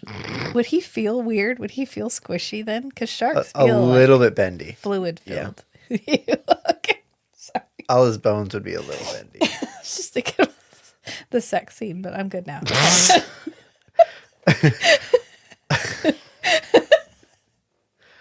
Like Okay. it'll get there. Give it a minute. I'm just a minute. No, listen. I'm a little bit bendy. You just got to give it a minute. Well, humans are one of the few mammals without an actual bone in the penis. Right. But I don't think he has a bone in the penis. No, if he was a fish, you do what's called the cloacal kiss. When And the we're two back to cloacas cloacas. touch. Yes. And But she whatever. does. I mean, she kind of has a cloaca, but it wouldn't be satisfying to do a cloaca. She's not set up to enjoy a cloacal kiss. Let's put it that way. Right. You're like, no, it's fine. We're just going to push our slits together and then I'm just going to expel sperm and it was going to be cool. And she's like, no, I can't. I can't do it. I'm so sorry. Or conversely, he could be like a whale, which I think has like the largest penis per Just the tonnage. largest penis. Like the largest penis per tonnage for a mammal. Isn't that? I don't think it's. I think it's the elephant that has like the longest per like pound of body Oh. weight. Well, the whale, it's like 6 foot long. Yeah. And it's all like furled in like a pouch. Mm-hmm. I mean, a pouch would be a great adaptation. Marine mammals, If you're spending which a lot of include time in the anything water. evolutionarily close to mammals that live in the ocean full time. Yeah. That includes bears. Yeah. That includes elephants. Yeah.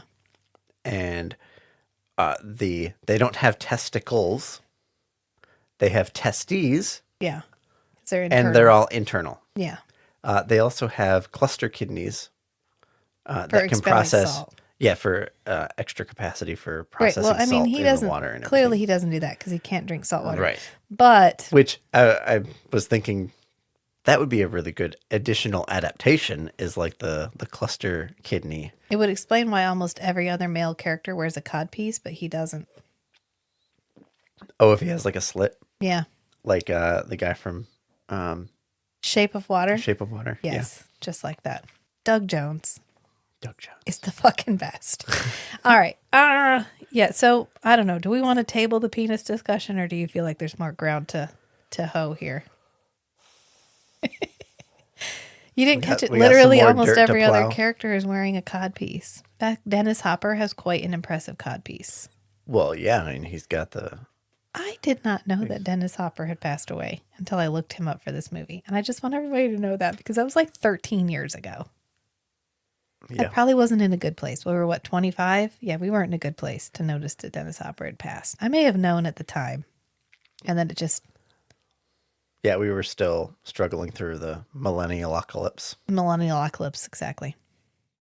I mean, he just does a really good job in this movie. And he wasn't the first choice. They wanted like Jack Nicholson, but he was too expensive. Ugh. They wanted the guy from Pulp Fiction who has the wallet that says badass motherfucker on it. Samuel Jackson. They wanted Samuel L. Jackson for it, but he Ooh. passed on it to be in another movie. I forget which one, but like he was way down the list for this. Yeah.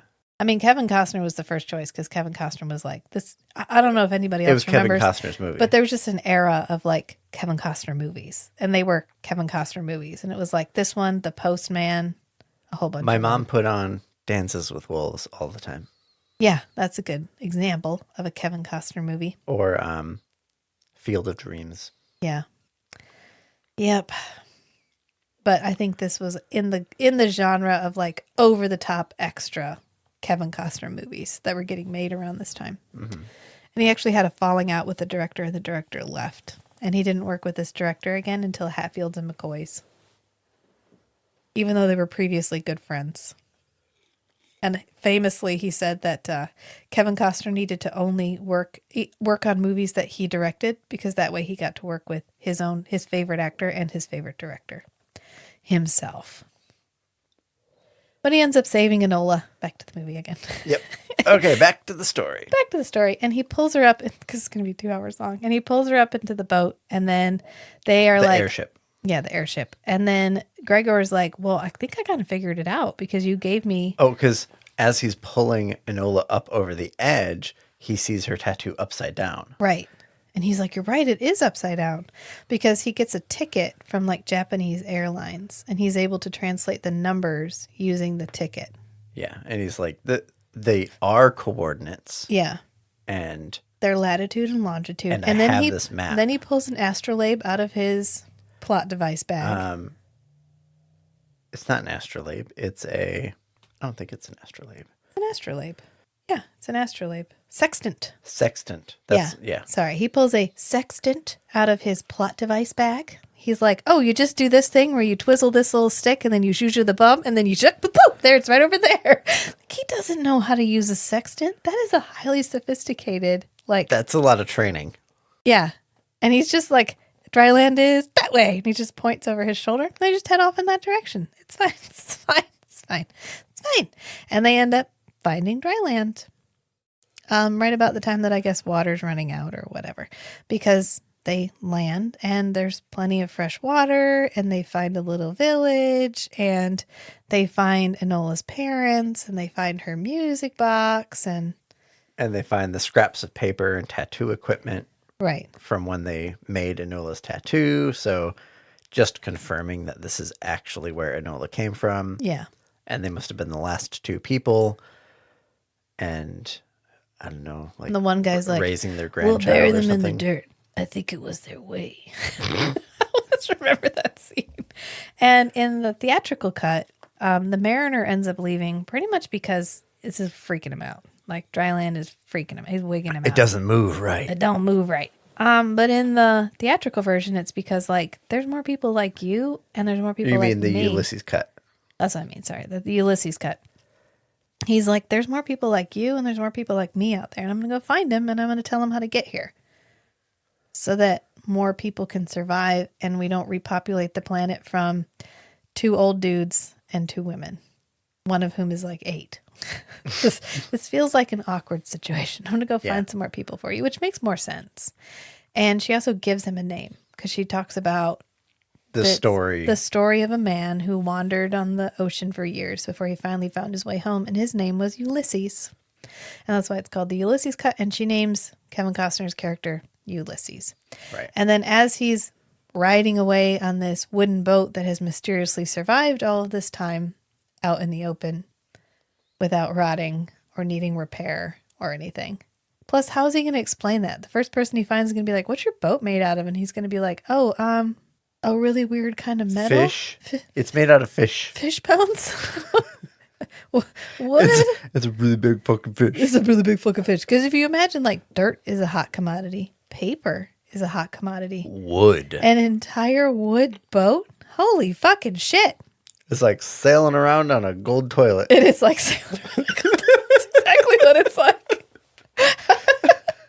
But they end up running to the top of this hill to watch him ride away. And Enola's like, what's this? And she clears this plaque off at her feet. And it says, Mount Everest. Mount Everest. This is the summit of Mount Everest or whatever. And they're like, oh, that's really interesting. So apparently the dry land that survives is the top of Mount Everest. Which I was doing some research on mountain peaks. Mount Everest is the highest above sea level. Okay. But there are other mountains. Because the Earth is not actually spherical, it bulges out in the middle. Yeah. I remembered, there are mountains taller than Everest. But that measurement is there are mountains farther away from the Earth's center than Everest, because they're near the equator. And since the equator bulges out, sea level also bulges out. But that means a mountain that's, 7,000 feet above sea level at the equator is way farther away from the center of the Earth than a mountain farther north, like Mount Everest. Gotcha. So if it's sea level, then Mount Everest. But going by the numbers, there's a few peaks around Everest that are almost the same height. So if this peak is sticking out, there might be well, they don't say it's the only dry land. Right. But from this spot, there's other peaks in the Himalayas. Yeah. That would also be now islands. Right. Yeah. So there's more land than what you see there. Right. That makes sense. Not that it's actually a real world, and we need to If the take polar those things ice into caps consideration. melted, there wouldn't be enough water to cover the earth No, like this. not So even this is close. all academic. It doesn't really matter. It's not even academic. It's pure entertainment. That's what this movie is. And here we get to the part where I finally get to talk about what I really want to talk about, which is I want to see this movie remade. I don't want to see this movie remade because I think they could do it better, because I love this movie. And you're never going to get another movie shot on location like this is shot on location. Right. This is like a time capsule of 90s optimism and ambition in this tiny little glowing ball of amazingness. Even after the entire world has gone to shit, there's still a glimmer of hope. Yeah, a glimmer of hope. And we're going to film it 2 miles out in the ocean. So it really fucking looks like we're out in the ocean. Forget your matte painting. Forget your green screen. Forget all of that shit. We are going out on the ocean to film this. You don't get that now. That doesn't happen now. Except on like indie projects. Yeah, maybe an indie project that could spend $200 and some million. But I mean, it's like Avatar. Well, a lot of the fabrication is cheaper now. Yeah.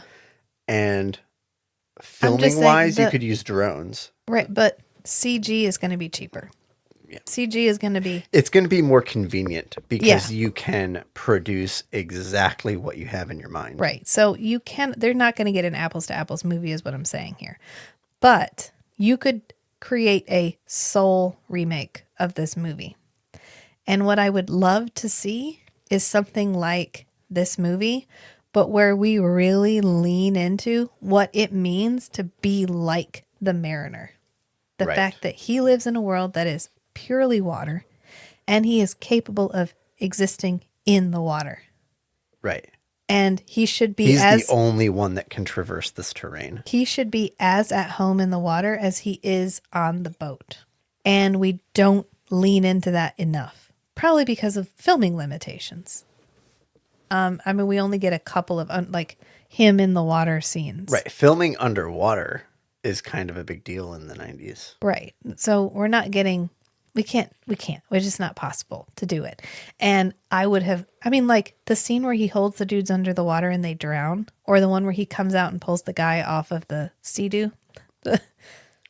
Jet ski. The non-brand name just left me. The jet ski is fucking cool. That is cool. And I would love to have had more of that. Instead of the push-pull relationship with Helen and Enola, I would have loved to have more him doing cool shit. And so I think that's what would be cool if we remade the movie. And I get that Aquaman is a little bit like that. Jet ski's also a brand name. Ah, God damn it. What would they be then? Wave Runner? Sea-Doo? Jet ski? Which one isn't the brand name? The term is off. Let's see. The term jet ski is often used generically to refer to any type of personal watercraft used mainly for recreation. Yeah. Okay, PWC, personal watercraft. Personal watercraft. Okay. All right, fine. PWCs. Or, hold on, water scooter. What? I like that one. Dang it. We should have learned that one earlier. I would have called it a water scooter this entire time. But I get that Aquaman, I mean, I've seen Aquaman. I watched Aquaman because I wanted it to be a better version of Waterworld, but it was just, I don't know. It was all right. I'm not a comic book movie fan. The depth doesn't resonate with me. The world they're trying to build doesn't feel, I don't connect with it. It's very focused on the individual character rather than the world that they inhabit. And I just don't connect with it in the way I connect with one-off stories like this.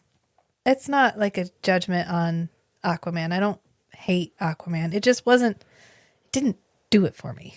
It just didn't do it for me, if you know what I mean. And I don't know. That's what I would love to see, is to take today's technology and create this movie and give us the same sense of scope and the same sense of the world and the same sense of culture and everything that they created for this movie, but in a way that highlights more the main character, a little bit more centered on the mariner, a little bit less centered on this omnipresent bad guy of capitalism and consumerism. Making a mini series. Ooh, a miniseries would be really cool. Just, I mean, why are there not more cool mer people stories, right? There's just, I mean, there was Siren, which was on TV for a little while, and I tried watching, and it was all right. And we get a couple, but we just don't get a cool, like, non-romantic, non-teenage girl, like, mer people stories. You know what I mean? I'm not that interested Yeah, I in know mer you're people not. stories. I think we're out there. There's dozens of us. There's dozens of us who want. I mean, I think they're cool. It's a cool idea that we have. 75% of our planet's covered in water. We know less about the deep ocean than we do about space. There's so much to mine here, and we're always like, well, I don't know, like a megalodon. How about that? Okay, let's just do some more sharks. That would be really cool. Oh, I don't know, let's have evil mermaids. Ooh, evil mermaids. And then we get like, ooh, the abyss. Shit, we should do the abyss. I think it's on the list. Oh, I love the abyss. And that's a cool one. Like, there's an entire alien race that lives under the ocean. Are And they they've just been technically waiting. aliens? No, they're not. They're another Terran species. Yeah, that's just been waiting for us to be worth talking to. We had to get to them first. Yeah. Yeah. The set for that was in North Carolina, and it was like a famously abandoned set for a long time because they made this tank Right. thing. Interesting. They didn't film on location at the ocean floor. Lame. Lame. Lame. You mean you went to the Marianas Trench, but you didn't really go to the trench? Ah, fuck you. Which Challenger Deep? How fucking metal is that? Right. The deepest part of the ocean is called the Challenger Deep. Isn't that the name of the submarine that went there? No, it is the Challenger Deep. Oh, okay. I thought Just so metal. it was named after like a mission that went there. We've been there fewer times than we've been to the moon. All right. Matt's made his way through 3 natty lights. Natter days. 2.5. So we're gonna wrap it here. But I don't know. Final thoughts on the movie. Do you like Waterworld? Oh yeah, I like Waterworld. It's Yeah. a very good movie. It's a good movie. I love the scope and the ambition. This movie was so fucking ambitious. The narrative is good. Yeah. The characters are good. The world building, I love the world building. Yeah. I like a very effective main character Yeah. in a very well built world. I think this is a main character we often enjoy because this is, again, the same guy as the main character from Soldier. Yep. It's the same main character from a lot of the movies that we really enjoy, which is like the lone wolf, hyper competent. He's like a gunslinger character. Yeah. He's pirate punk. Pirate punk. TM. I'm glad we came up with that. I like pirate punk. Yeah. This is what I want, more pirate punk movies. This feels like the only pirate punk movie. Okay. The Challenger Deep is named after the British Royal Navy survey ship HMS Challenger, whose expedition, blah, blah, blah, made the first recordings of its depth. So we're the same. We're both right. It's the name of the ship and it's the name of the mission. The mission. The bottom. It's the name of the mission and it's the name of the base of the lowest space. Yes. Yeah. Yeah. Yeah. All right. Let's leave it there. I already talked about Instagram. I'm not going to talk about it again. Did you? Yeah, I did it at the top of the show. I mentioned yes, you did. Instagram and how And we're changing Patreon. up. Yeah, Yep. and Patreon. So we're good. Do you have anything you want to say? Let's see. Anything else going on? Let's call it so we can go do a drunk review of I was about to say, if you sign up for the Patreon, you could be party to some exclusive like watch-alongs like we're about to do in about 15 minutes. We're going to watch Renfield. Ooh, a drunk Time to watch get along drunk and watch Nicolas Renfield. Cage. Hell yeah. And Excited. it will be released on the Patreon as an audio file that you can put on your headphones, turn on Renfield, we'll give you a countdown to cue it up, boom, press play, and listen to our drunk commentary as you watch the movie. Hell yeah.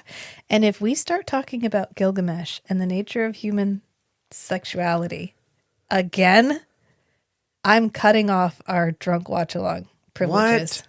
I'll be disappointed if we don't. We do every single time. No, if the words not every Gilgamesh, time. I'm sorry. We've only done 2, and we didn't discuss Gilgamesh in Dungeons and Dragons. Did we not? No. I feel like we did. Maybe we still talked about the nature of human sexuality, though. Well, I mean, that's a big part of life, so. Yeah. Okay. Come on. This movie's Okay. So remember, sometimes the strangest thing in my look. I'm just drawing this out. I could tell. It's hard to get Rachel agitated. So she's a very stoic person. A very stoic presence. Would you please say it? Because I'm the one who has to cut all this shit out. So remember, sometimes the strangest things are the most beautiful too. So be who you are and love what you love. Until next time, friends. Cloaca.